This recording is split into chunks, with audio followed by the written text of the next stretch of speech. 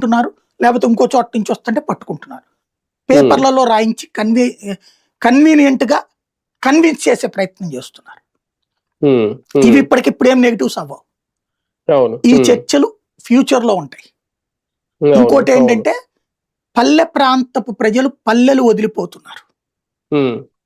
ఉపాధి లేదు, ఉద్యోగాలు లేవు. ఇప్పుడు ఈ 2 ఏళ్లలో డిగ్రీ పూర్తయినోడు ఎవడన్నా ఇక్కడ ఉద్యోగం చేస్తున్నాడా? పోయి హైదరాబాద్, బెంగళూరు, చెన్నయ్యేగా.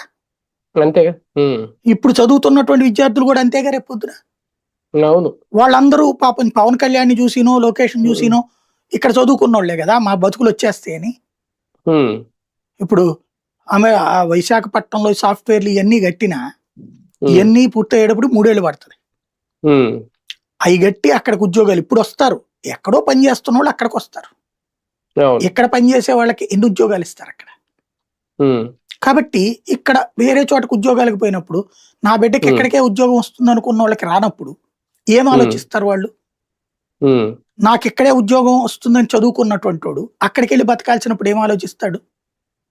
పైగా రైతులకి గిట్టుబాటు ధరలు రాకపోగా దానికి కేంద్రానికి ఆ వినతి పత్రం ఇచ్చాం, ఏ వినతి పత్రం ఇచ్చామని చెప్పుకోవడం తప్పించి ఇక్కడ ఏమీ బతుకులు మారట్లేదు. దీంతో కౌలు రైతులు కూలి రైతులుగా ఇతర ప్రాంతాలకు వలస వెళ్ళిపోతున్నారు. దెన్ ఇక్కడ మానవ వనరుల